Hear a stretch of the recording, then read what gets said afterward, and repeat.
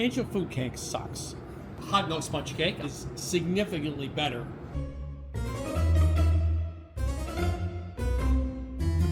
You may have never heard of hot milk sponge cake. I hadn't heard of it either until Linda White contacted us, one of our viewers, and said she had a recipe from her grandmother. It had the ingredients, but not the instructions, and she was having trouble making it. Could we help? So we spent some time developing this recipe. So if you like angel food cake, but instead of taste like cotton candy, maybe you should try hot milk sponge cake. It's my favorite go-to dessert. Why is there hot milk in a hot milk sponge cake? I have absolutely no idea why the hot milk works. Do we have any idea why the hot milk? I have no idea why milk is hot. Nature's proteins in the milk to make it more tender. Okay. First step is when you take a cup of milk, and we're going to heat it. It just comes up to a simmer. When you heat milk, you always do it to a sub-simmer. If you get it boiling, you're going to get that thick sort of scum on the top. It's also going to take a little bit longer for it to cool down to the point you want to add it to egg yolks, for example. We have 4 yolks. We use the whites later. Sugar, corn, zest. We're going to beat this for 3 or 4 minutes. It's really important to get the sugar and the yolks creamed. It turns a lighter color. It gets nice and fluffy and ribbony. This is a key step because you want to get the nice height when that cake is baked in the oven. Now it's time to add the hot milk, and we're going to put this on low. Drizzle this in slow. Add the vanilla, and we'll just mix that for a minute or so. Okay, now we have the flour, baking powder, and salt. We're going to add this flour in 3 batches, and we're going to beat it on low. I think between each addition, I like to go in, make sure the flour is not caught at the bottom, and you should really finish this by hand with a spatula. And make sure the bowl is absolutely clean. Any bit of yolk or fat in here will really prevent the whites from whipping properly. But 2 things you can add to egg whites, or should add to egg whites, so they come out creamy and they don't over whip. Sugar's one, hygroscopic, which means it attracts moisture. The other is something acidic, like lemon juice or cream of tartar. That also helps to build a more stable fond. Now, when it gets to this point, it's going to get there fast, right? So you're going to have to watch it closely.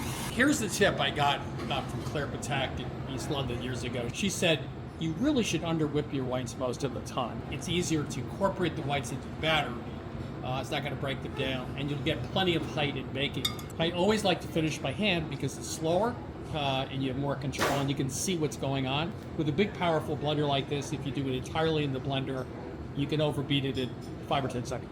You're going side to side, right? Yeah, if you go like this, the whisk or beater is going to be out in the air.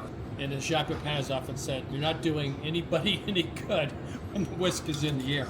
So keep the whisk attachment in the whites. What you want is a peak that immediately turns over. You want it to be soft. You do not want to have a stiff 2 or 3 inch peak. The first step is to incorporate about 1/3 of it in the batter. The texture of the egg white should be similar to the texture of the batter, right? If the egg white is thicker and stiffer than the batter, it's not going to incorporate properly. This is going to go right in nicely. And the other thing is, if you have stiff egg whites, you're going to have to fold and fold and fold and fold. You're going to beat them down. You're going to get rid of all that aeration. You want the 2 things to go together as evenly and quickly and with the least amount of effort. See how easy that is to come together? So just like with angel food cake, there is no spray, butter, oil. The cake's going to cling to the metal as it rises. And then as it cools, it's not going to deflate all the way in. Fairly low oven, 325 for 50 or 55 minutes. I'd start checking this after 30 or 35 minutes.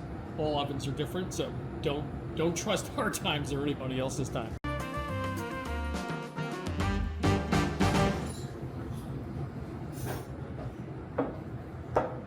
That, by the way, it smells great. Now, the tricky part is, can you get it out of the spring farm pan? And the cake is sticking to the pan.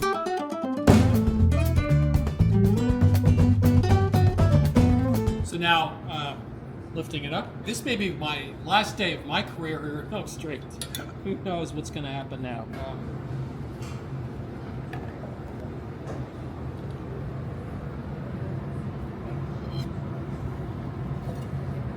So before we go any further, let me show you what happens if you overbeat your egg whites. You just don't get the height. So underbeating your whites It means they fold in better with the batter, and you get a nice tall cake. We didn't make this up. We actually did this by mistake. So be careful. You can serve this with strawberries if you like, or a coulis, one of my least favorite tarts in the 1980s. I just use powdered sugar sprinkled over the top. I think that's all you need. Hot milk sponge cake is sort of the A+ of Asian food cakes. It is significantly better. It's velvety, it's soft, it's pillowy. Every time I make it, people ask for the recipe. So it's my go-to one-layer dessert.